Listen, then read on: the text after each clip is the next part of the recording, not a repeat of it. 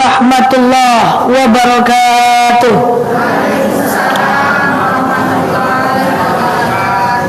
Alhamdulillahil wahidil qaharil azizil ghaffaril mukawwirul laili 'alan nahar tazkiratan li ulil qulubi wal absar tabsiratan li zawil albabi wal i'tibar.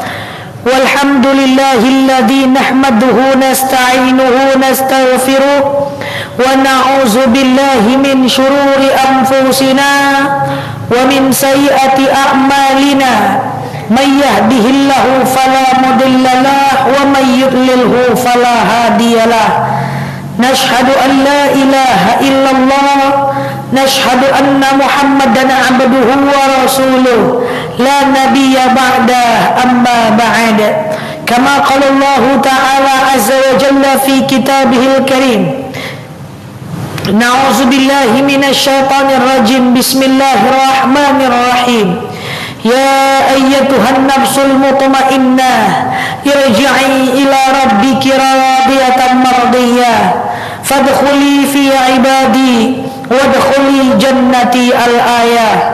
Wa kama qala an-nabiyyuna Muhammad ibn Abdullah man salaka tariqan yaltamisu fihi ilman sahalallahu bihi tariqan ilal jannah. Al-hadis sadaqallahul azim. Ibu-ibu yang saya sayangi karena Allah, alhamdulillah Allah hadirkan kita dalam majlis ini. Sebelum kita mulai kajian kita berdoa kepada Allah, semoga siapapun kita yang hadir dalam majlis ini, insya Allah Allah sehatkan badan kita, Allah kuatkan jasad kita, Allah tambah ruh keimanan kita, Allah luaskan rezeki kita, Allah angkat segala masalah kita, Allah jauhkan kita dari orang-orang zalim, Allah matikan kita dalam keadaan husnul khatimah. Amin, Allahumma amin. Ibu-ibu semua sehat? Alhamdulillah. Selanjutnya, innallaha wa malaikatahu yusalluna 'alan nabi ya ayyuhalladzina amanu sallu 'alaihi wa sallimu taslima. Salawat salam kita hadiahkan kepada baginda Rasulullah sallallahu alaihi wasallam dengan lafaz Allahumma salli ala Muhammad wa ala ali Muhammad. Kita lanjutkan kajian kita hari ini. Kajian hari ini kita tidak usah payah-payah, yang sederhana saja, tetapi langsung nanti malam bisa diamalkan. Berarti saya hadir dalam majelis ini baru 4-5 kali ya Bu ya. Nggak lama lagi Ramadan pula lagi kalau nggak salah nih. Oke, alhamdulillah. 3 kali baru. 4 ya. 4 kali baru ya. Nanti kalau 4 kali kajian kita cuma 6 kali lagi itu. Setelah itu tutup lagi. Oh enggak, maksudnya tutup Ramadan. Nggak terasa ya ibu-ibu ya. Karena kita 1 bulan itu, 1 tahun itu kita cuma 10 judul kan. Nah, karena dipotong Syawal dengan dipotong Ramadan. Jadi kita cuma bahas 10 judul dalam setahun. Sikit betul ya.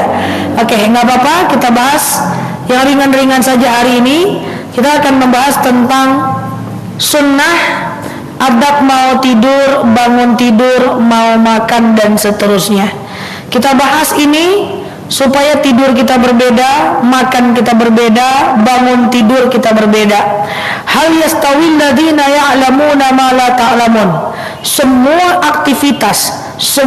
aktivitas orang berilmu itu beda dengan orang yang tidak berilmu. Tidak mungkin sama. Itu kata Allah, hal yastawil ladzi, enggak mungkin. Hal itu kalimat takkid, tak mungkin sama aktivitas, cara berpikir, cara bicara orang yang berilmu dengan orang yang tidak berilmu itu beda. Kenapa? Karena apa yang kita lakukan itu adalah apa yang ada dalam kepala kita. Maka kita belajar sedikit, coba. Orang biasa yang tak punya ilmu, dia potong kuku di hari biasa saja. Tapi orang yang berilmu, dia potong kuku, dia pilih hari Jumat. Kan gitu. Orang yang biasa, dia keramas sembarang waktu aja. Tapi orang yang ngerti agama, dia keramas di hari Jumat. Tapi tidak Jumat aja deh. Sekali seminggu belum ikut keramas. Orang yang biasa-biasa, maka dia bersih-bersih, cukur-cukur di hari biasa.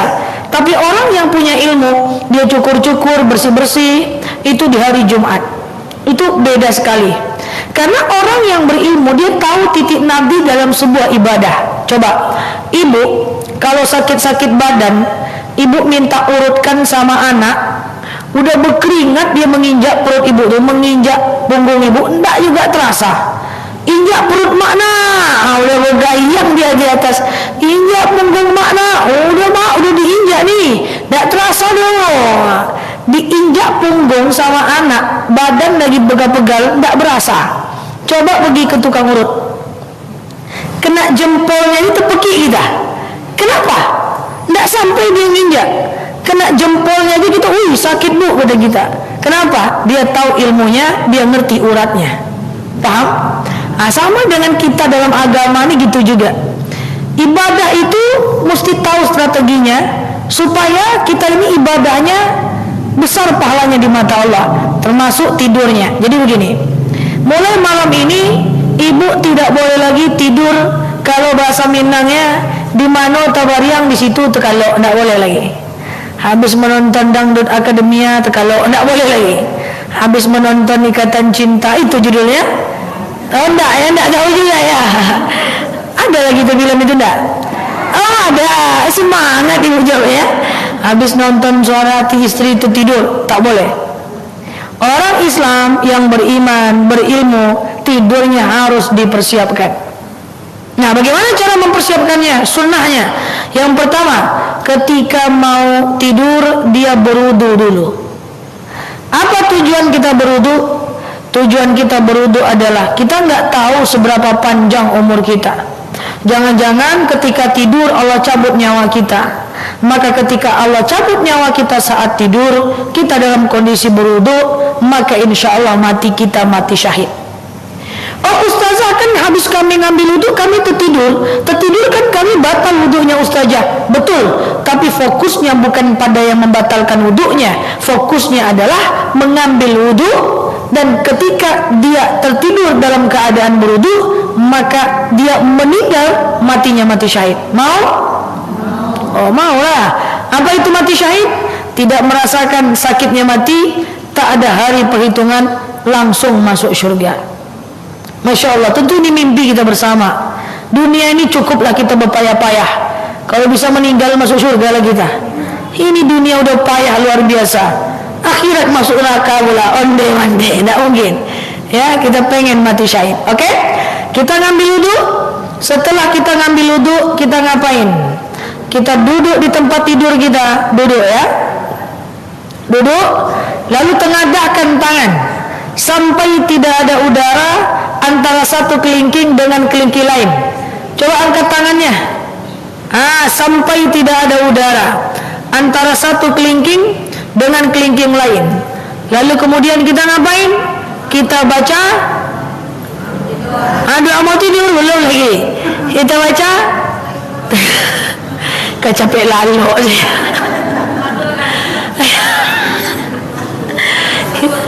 kita baca 3 Qul a'udzu birabbil falaq, Qul a'udzu birabbin nas, Qul huwallahu ahad. Tapi sampai akhir ya, jangan pangkal-pangkal aja. Kul puah, jangan sampai akhir. Oke? Lalu kemudian kita hembuskan tangan kita, lalu usapkan ke seluruh tubuh yang tampak. Apa tujuan? Supaya kita sehat. Itu saya yakin dan percaya, rasanya tidak perlu diperdebatkan, bahwa setiap habis Al-Fatihah ibu sering baca kul itu kan? Nah kul itu, walaupun si kul itu cuman kul, itu artinya luar biasa itu ya. Jadi baca 3 kul sebelum tidur. Tujuannya apa? Tujuannya supaya kita sehat.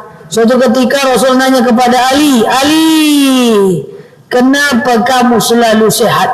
Apa kata Ali? Aku selalu tidur dengan mengadak-adakkan tangan, lalu kubaca 3 kul, lalu kuhembuskan, kuusapkan ke seluruh tubuhku yang tampak sehingga aku sehat. Lalu ngapain? Ambil selimut, kain sarung, atau ambil sapu lidi. Ngapain? Kibaskan kasurnya dengan mengucapkan a'udzubillahi minasyaitan. Supaya apa? Supaya kita tak tidur bersama jin dan syaitan. Karena kenapa? Karena selangkah kita tidur, bangun dari tempat tidur kita, itu jin dan syaitan tidur di tempat tidur kita. Biar enggak tidur sama dia, maka kibaskan. A'udzubillah, aku berlindung kepada Allah, minasyaitan, dari godaan syaitan yang terkutuk. Supaya tidak termimpi mimpi buruk. A'udzubillahi minasyaitanir rajim. Itu luar biasa kalau kita amalkan. Kemudian tidur. Apa doa mau tidur? Bismikallahumma ahya wa bismika, dengan namamu ya Allah aku hidup dan aku mati.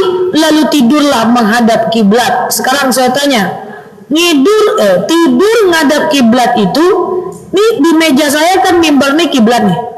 Kan kiblat tuh belakang saya. Coba ibu jawab, tidur ngadap kiblat itu kepalanya yang ke kiblat, kakinya yang ke kiblat, atau apanya yang ke kiblat?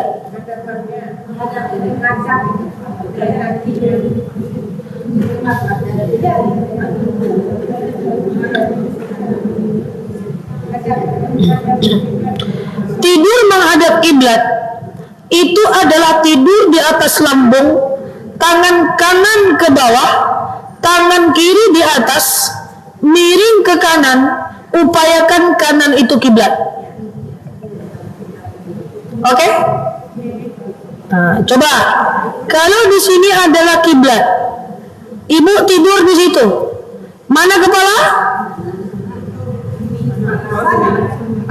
Kepalanya sana, ngadap ke kanan, upayakan kanan itu kiblat. Tidur di atas lambung, tangan kanan sebelah kanan, tangan kanan di bawah, tangan kiri di atas, miring ke kanan, upayakan kanan itu kiblat. Tapi awalnya aja ya, jangan sampai pagi kanan terus sutruk belok. Awalnya aja. Nah permasalahannya adalah gimana kalau posisi dari kasurnya itu tidak aman, maka pindahkan sajalah bantalnya atau pindahkan kasurnya. Tidak muat pula kasurnya, pindah rumahnya. Enggak ya. Ya, tapi itu sunnah saja ya, tidak wajib. Cuman kan kita pengen ikut sunnah, kan itu ceritanya. Kita kan pengen mirip-mirip kayak Rasulullah. Paham? Coba yang pertama tadi ngapain? Mau tidur, ambil wudhu dulu. Setelah wudhu, duduk di tempat tidur, tengadahkan tangan, baca 3 kul. Kul huwallahu ahad, kul a'udzu birabbil falaq, kul a'udzu birabbik. Lalu hembuskan tangan sampai akhir ya, setiap suatu ya, jangan ayat pertama aja. Lalu kemudian hembuskan tangannya, usapkan ke seluruh tubuh yang tampak supaya kita sehat. Dan kemudian ambil selimut, kibaskan kasurnya dengan mengucapkan a'udzubillahi minasyaitonir rajim, dan kemudian tidur menghadap kiblat dan upayakan yang kanan itu adalah kiblat. Ustazah, saya habis ngambil wudhu main handphone dulu, setelah itu duduk baru baca 3 kul, setelah itu main handphone lagi, baru saya mau tidur saya kibas. Boleh nggak? Boleh aja, yang penting sunnahnya dikerjakan. Boleh diselisih seperti itu. Nah, biasanya saya tidak tahu ya, cuma biasanya ibu-ibu usia 60-an itu suka tidur sambil duduk, sambil nonton TV. Dibilang sama anaknya, "Ma, tidur ke dalam, Ma, nggak ngantuk loh ya." Hampa dan dia begini-gini, "Ma, tidur ke dalam lagi, Ma, nggak ngantuk loh, nonton nih," kata dia. Padahal kalau dia tidur gampang aja. Entah apa pula itu isi pikiran ibu-ibu usia seperti itu. Kecuali ibu-ibu di sini. Nanti dia tidur di mana aja dia mau. Jangan. Oke? Paham? Nah ini adab adab apa tadi? mau tidur. Yang kedua, bangun tidur lagi. Bu, adab bangun tidur itu harus berbeda karena kita punya ilmu. Yang pertama, bangun tidur itu jangan salto dulu. Bangun tidur langsung tegak, jangan. Tapi bangun tidur itu kita ngapain? Duduk dulu sebentar. Duduk bukan mau nyambung tidur ya. Duduk dulu. Setelah duduk ngapain? Doa nanti, belum. Cepat betul mau berdoa. Tadi tidur pun cepat pula mau berdoa. Duduk ngapain? Kita ingat-ingat dulu. Tadi malam mimpi atau enggak? Ya gitu. Ingat dulu dah. Sampai sini oke? Kalau mimpi, ingat-ingat mimpinya baik atau buruk. Dah. Perhatikan, ini penting. Untuk menentukan mimpi baik atau buruk, itu dinilai dari mimpinya, bukan maknanya. Karena kita tidak boleh memaknai mimpi. Coba jawab. Mimpi gigi patah, baik atau buruk? Buruk. Mimpi dikejar harimau, baik atau buruk? Buruk. Mimpi dikejar ular, baik atau buruk? Kok bilang baik? Kenapa ibu bilang baik? Karena ibu maknai, dapat jodoh satu kali ni mah. Ada yang suka sama aku. Karena ibu maknai. Tidak boleh memaknai mimpi, berdosa. Mimpi itu gelam ke sungai, baik atau buruk? Buruk. Mimpi tenggelam ke sungai, ditolong seorang ganteng, baik atau buruk? Cepat betul berubah ke baik. Buruk lah, tenggelam.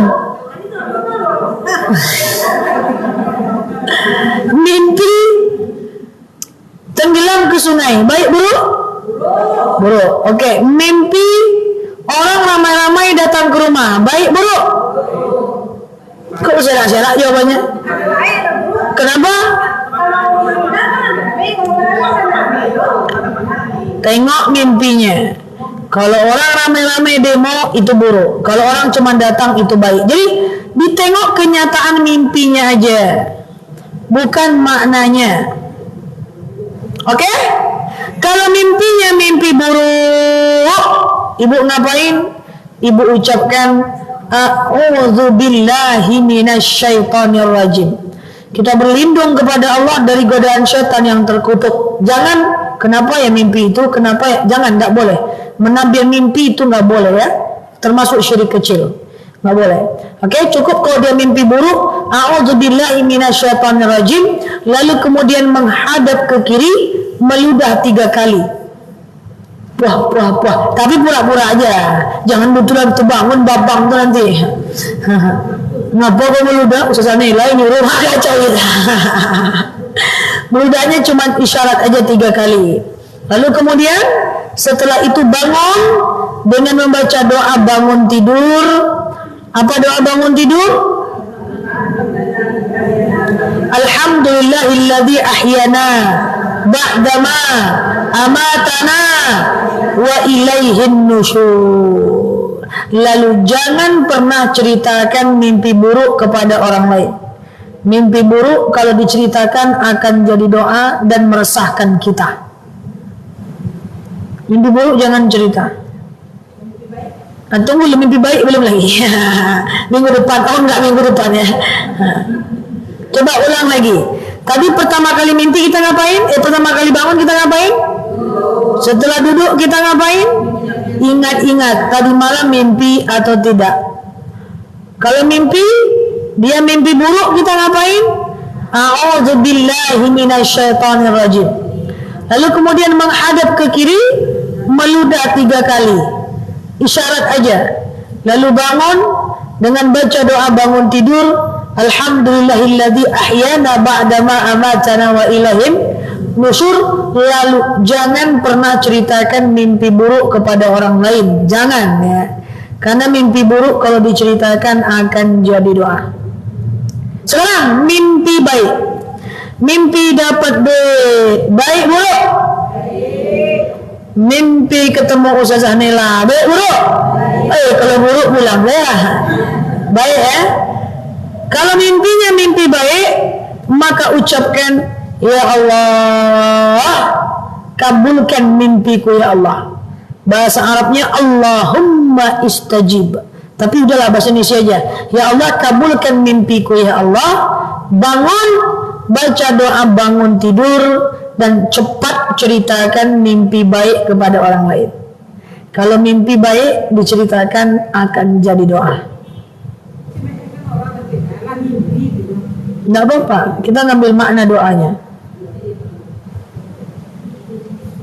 Oke? Dah. Entah iya tak nanti bangun tidur. Kalau nggak mimpi, jangan meludah. Bangun aja lah seperti biasa. Kalau mimpi tapi lupa mimpinya apa, bangun aja lah.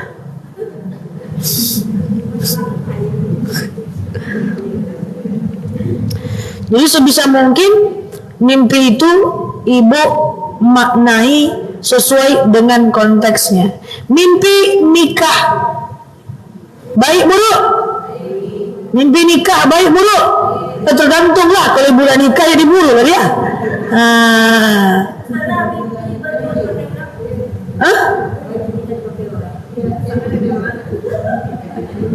Mimpi nggak ada masalah kan juga? Nggak ada masalah. Baik itu sudah. Baik sudah. Kecuali mimpi baju kita dicuri sama dia, itu baru buruk. Kalau cuma dipakai, baik. Dah. Jadi lihat kenyataan mimpinya, bukan maknanya. Mimpi orang meninggal, baik buruk? Mimpi orang meninggal? Pernah mimpi orang meninggal gak? Ini dia. Ya, mimpi orang meninggal. Ya, berjumpa dengan orang meninggal. Udah kita ketemu, udah ngaflow, oke kita ketemu udah. Tinggal doakan saja. Oke? Dah gitu ya, bangun tidurnya seperti itu ya. Jadi tidak boleh sembarang-sembarang bangun tak tentu arah, tidur tak tentu arah. Tidak boleh. Kita mesti teratur supaya kita termasuk golongan orang-orang yang tidur juga nyawa sama ya. Cuman bedanya tidur kita lebih berkualitas. Yuk adab mau makan. 1. Ambil secukupnya. 2. Baca ta'awudz. A'udzubillahi minasyaitonir rajim. Supaya syaitan pergi dulu. Saya punya saran, a'udzubillahi minasyaitonir rajim. Itu ibu baca aja lah, jadikan zikir lah. Biar jauh syaitan-syaitan itu dari kita. Zikir kan itu setiap habis sholat. Nggak apa-apa. Ya. Karena masalahnya dalam sholat dia nggak ada bacaan itu. Zikirkanlah setiap habis sholat. Biar nggak asik tekan tu, baca Quran tekan tu, sholat tekan tu. Ya. Jadi baca auzubillahi minasyaitonirrajim, kemudian baca basmalah. Nah, hati-hati. Ada beberapa hal yang dimakruhkan di dalam makan. 1. Makruh hukumnya menghembus makanan panas menggunakan mulut.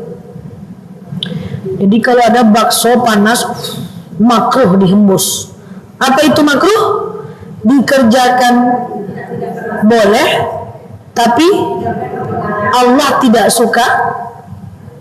Dikerjakan boleh, tapi Allah tidak suka. Ditinggalkan lebih baik. Iya.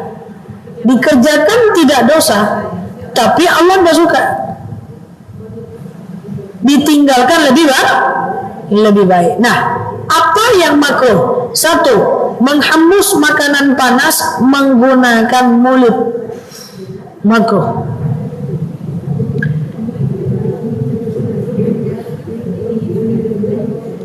Terus gimana caranya? Pandai-pandai lah mak. Entah dikipas, asal jangan lama betul. Kipas, kacau. Kedua, makruh hukumnya meminum air lebih dari 3 tegukan atau menghembuskan nafas dalam bejana. Ini ada air, minumnya itu cuman boleh maksimal 3 tegukan. Gelek-gelek cabut lagi, gelek-gelek cabut lagi, gelek-gelek cabut lagi. Tidak boleh gelek yang 4, 5, 6, 7 makruh.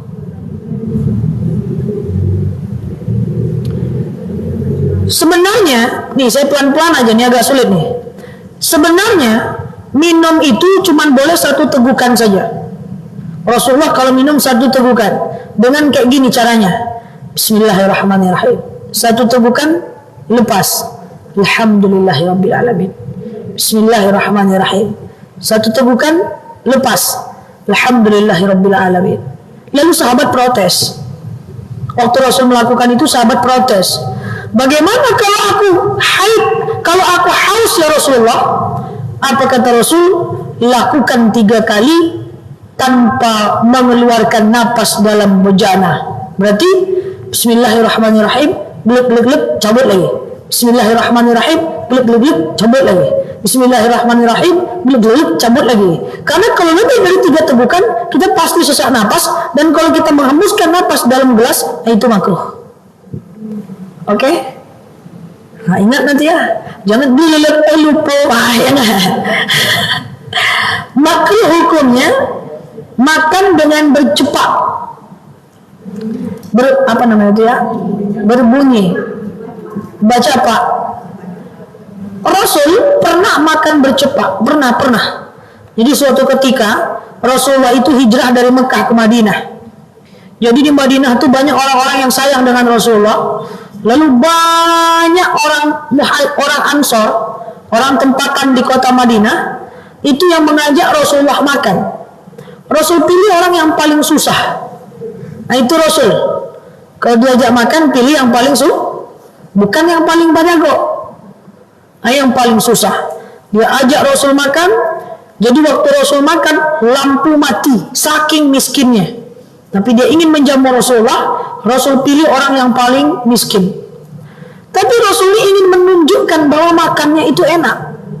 Dia ingin menunjukkan dia suka dengan makanan itu. Ini sunnah, makan di tempat orang, tunjukkan kita suka. Mantap ya, gitu. Jangan tunjukkan kita tidak suka. Makan bakso, kok kalau ada kerupuk baru mantap kok. Kerupuk tidak ada loh. Kan kalau ada sambal lado baru mantap nih. Sambal lado tidak ada. Kalau pakai teh es baru mantap nih. Tesnya nggak ada, nggak boleh.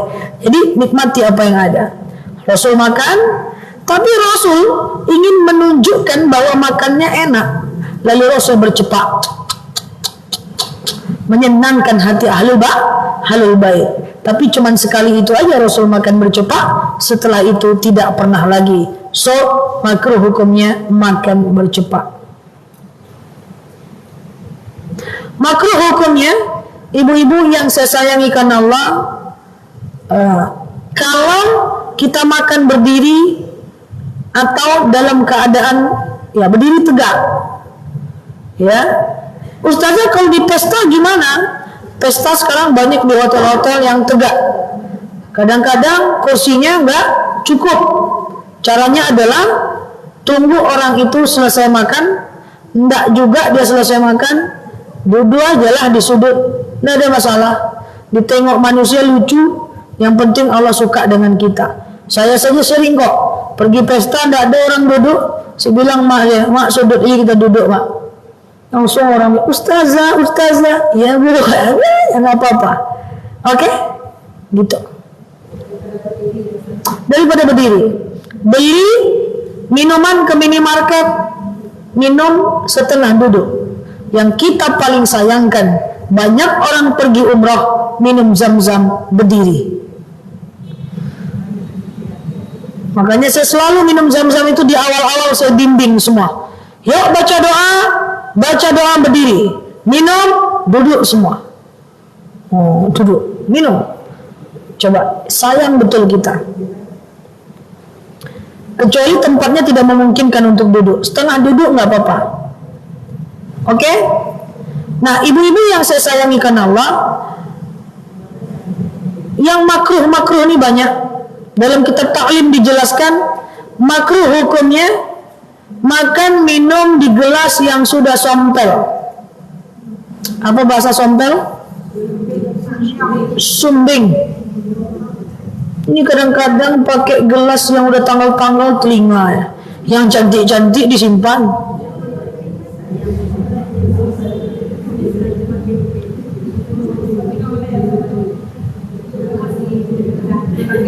Nah, jadi ibu-ibu makanlah di gelas yang masih sempurna. Yang sudah sompel jangan lagi. Itu makruh walaupun tak apa-apa, tapi makruh, Allah tidak suka. Ini ibu-ibu nih yang dipakai gelas yang tanggal-tanggal telinganya. Nah, yang tanggal-tanggal telinganya, yang cantik-cantik disimpan. Ya, yang cantik-cantik disimpan. Mubazir. Apa itu mubazir? Apa itu mubazir? Mubazir itu adalah membeli barang yang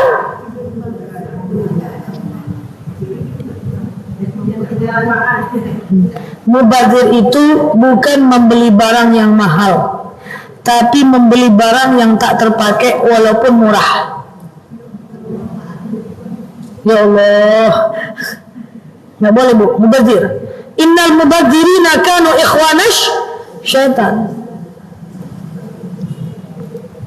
Mubazir itu kawan syaitan. Pergi ke majelis taklim tiap hari, sholat 5 kali sehari semalam, tapi kawan syaitan. Kan tak kece, gimana itu? Nggak cocok. Mubazir itu bukan membeli barang yang mahal. Belilah tas mahal, nggak apa-apa. Belilah jam tangan mahal, mobil mahal, selagi ada uangnya. Belilah, asal jangan lupa zakat dan sedekahnya. Tidak masalah, tidak masalah, tapi dipakai. Ini kita bilang-bilang, wih tengoklah tuh, masa tasnya mahal-mahal, jam tangannya mahal, mubazir. Kita beli jam tangan 100.000 terletak, kita yang mubazir. Kalau dia pakai, dia nggak mubazir.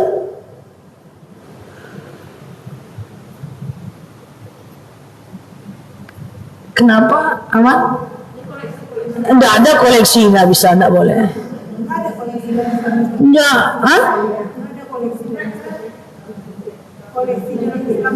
Nggak ada.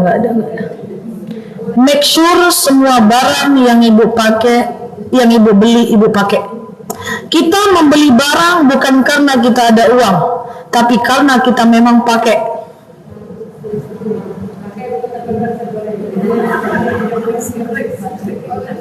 Jadi sekali lagi, mubazir bukan membeli barang mahal. Itu Imam Malik barangnya mahal semua. Para sahabat itu barangnya banyak kok. Imam-imam yang terlente. Ya, tapi dia tidak dari hasil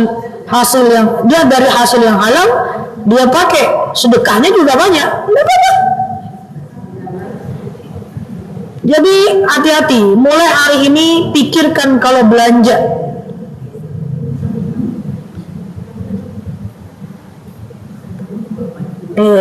Ibu kenapa tegang semua, pusing pula. Kalau pengajian sama ustazah pusing terus. Nih misalnya nih, saya tidak bisa gonta-ganti tas tiap hari. Saya pergi pagi, pulang maghrib, pergi. Kapan mau memindahkan barang itu? Kapan saya mau memindahkan itu? Gak ada. Maka saya cuma punya tas satu saja. Kalau sudah tidak bisa saya pakai, atau saya pun tak suka lagi, saya tinggal hadiahkan, baru saya cari yang baru lagi. Kecuali saya bisa pakai terus putar. Beda dengan teman-teman saya. Tas teman saya itu dari lantai sampai ke liang lahat. Pokoknya kamarnya itu penuh tas semua isinya. Tapi saya tidak menjustifikasi dia, karena dia memang suka gonta-ganti, mampu dia mengganti. Pagi, Mel, aku mau pergi ke sini, kata dia. Lalu kemudian pakainya warna hitam. Nanti jam 10, aku mau pergi lagi, Mel. Kemana dirimu? Ke sini. Pakai warna ungu. Kalau dipakai 100 biji, belilah, enggak apa-apa.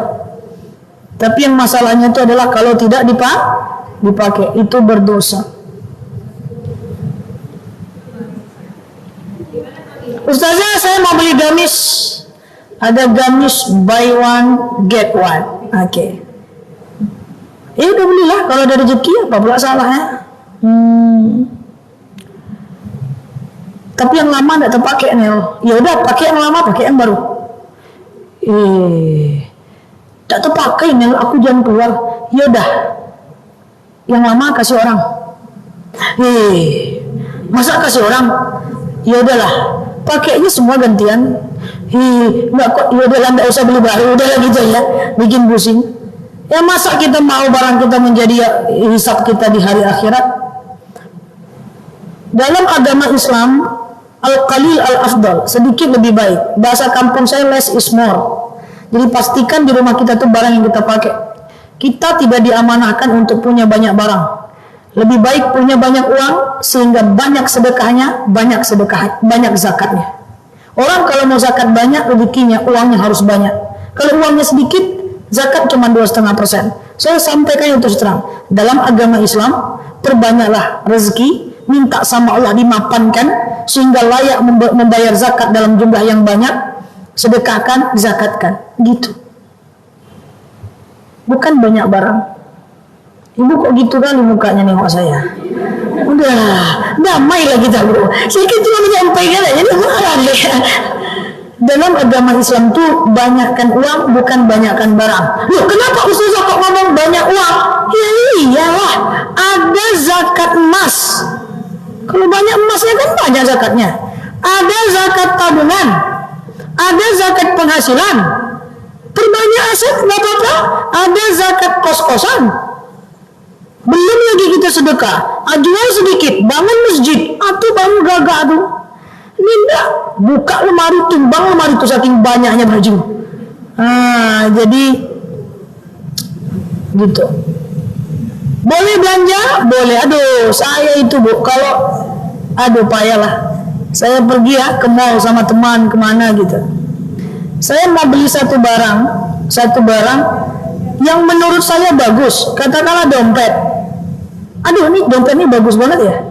Saya pengen beli tuh. Kalau saya beli, ini dompet saya yang lama ini masih bagus banget nih. Saya pikir bu, bukan karena uangnya nggak ada. Pikir, mampu nggak saya gonta-ganti nih ya? Mampu nggak saya gonta-ganti nih tiap hari? Kalau nggak terpakai, saya jadi dosa. Mubazir. Itu bisa bu, saya nggak jadi beli cuman karena itu saja. Tapi kalau sepatu saya punya banyak karena saya pastikan saya pakai. Karena tinggal ditaruh aja, pakai sarung-sarung aja. Jadi semua tergantung kita. Ibu kalau beli emas, kan ada dompet dari toko emas. Kalau nggak kepake, kasih aja sama abangnya. Bang, buat abangnya lah bang, aku nggak pakai. Jangan minta tambah lah, satu lagi ya bang. Nyampe rumah terletak aja. Oke?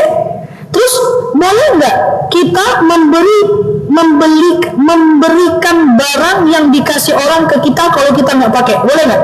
Ibu ngasih saya barang, tapi barang tuh saya nggak pakai. Boleh nggak saya kasih orang lagi? Boleh nggak? Banyak orang bilang sayang saja nanti nggak menghargai orangnya. Nggak betul. Sahabat pernah ngasih sesuatu kepada Khadijah, Khadijah ngasih ke Fatimah, Fatimah ngasih lagi ke Aisyah. Itu nggak apa-apa.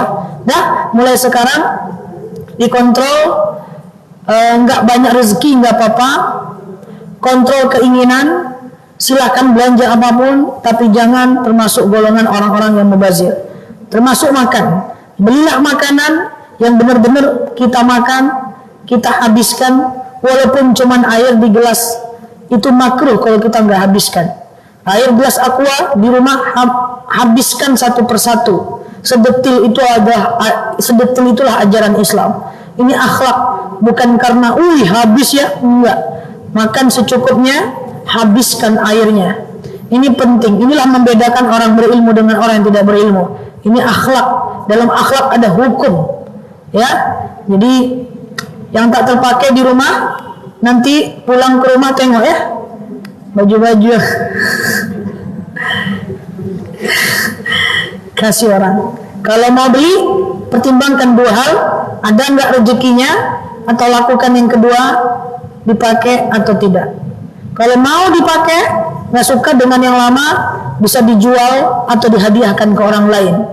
Ini nggak masuk ke rumah telaga-laga, lihat telaga-laga, macam gudang, banyak betul barang. Itu jangan.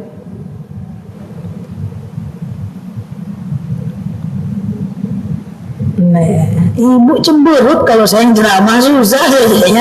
Beli kuali, kuali lewat depan rumah. Beli bang, beli aja. Nah, disangkut kuali. Yang dipakai yang tanggal-tanggal telinga yang dari hitam-hitam, kuali baru nggak dipakai, kan lucu gitu loh. Nah, ibu kan tadi beli, ibu pakailah gantian. Sayang saja, sayang apa nggak dibeli? Itu termasuk mubazir, beli kuali aja. Pakai bu, Ustazah ini kuali untuk acara, pakai yang hitam-hitam tanggal telinga atau agak seminggu, pakailah itu sekali, wah, mus taruh lagi, kan kayak gitu. Ya, kemarin ada yang protes, Ustazah, saya itu orang susah, jadi saya cuma punya mukena 2, gitu ya. Saya cuma mukena 2, satu dipakai lebaran, saya simpan karena saya nggak mampu beli. Yang satu saya pakai harian. Saya tidak melarang ibu untuk pakai satu untuk lebaran, tak saya larang. Tapi pakailah dalam 3 bulan. Ya, suhur pakailah yang baru nih. Dalam 3 bulan pakai, setelah pakai puah, mus lupa lagi. Supaya kita tidak tergolong menumpuk barang. Dah, nggak usah saya teruskan lagi. Udah berubah mukanya.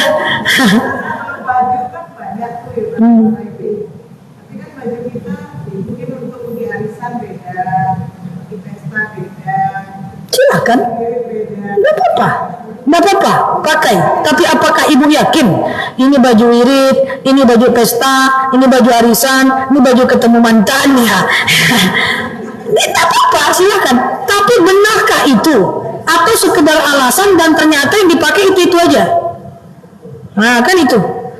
Nggak ada baju dong, kata sama suami. Dibongkar sama suami baju itu buat saya. Nah, kalau kayak gitu boleh, silahkan aja, nggak apa-apa. Nah, cuman kadang-kadang akhirnya kita make yang kita suka aja.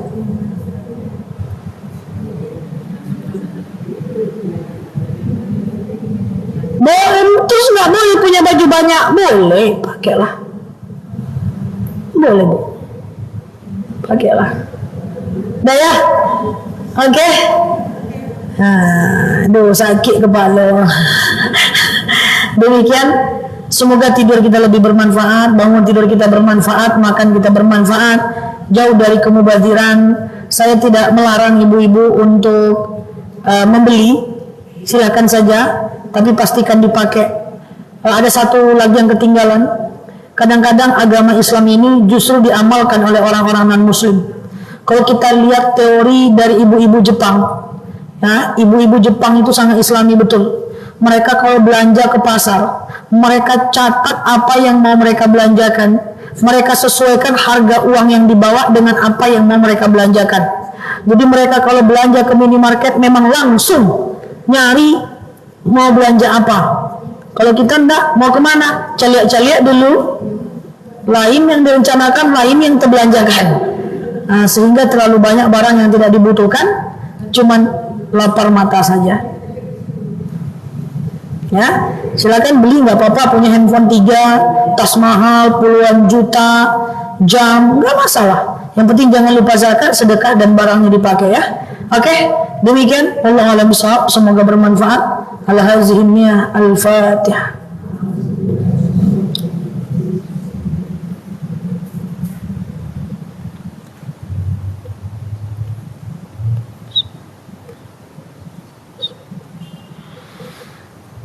Amin ya Allah, amin ya Rahman, amin amin ya mujib as-sa'ilin. Allahumma salli ala Muhammad wa ala ali Muhammad. Allahumma inna nas'aluka ridhaka wal jannah, na'udzubika min sakhatika wan nar. Allahumma inna nas'aluka salamatan fi dinina, afiyatan fi jasadina, ziyadatan fi ilmina, barakatan fi rizqina, taubatan qabla al-maut, rahmatan indal maut, maghfiratan ba'da al-maut. Allahumma hawwin 'alaina fi sakaratil maut, najatan minan nari wal 'afwa 'indal hisab. Allahumma antas salam minkas salam wa ilaika ya'udus salam. فحينا ربنا بالسلام ودخلنا الجنة دار السلام. تبارك ربنا وتعاليت يا هذا الجلال والإكرام. اللهم إنا نعوذ بك من الهم والحزن، نعوذ بك من العجز والكسل، نعوذ بك من الجبن والبخل، ونعوذ بك من غلبة الدين وقهر الرجال. اللهم يسر علينا أمورنا ولا تعسر علينا أمورنا يا رب العالمين.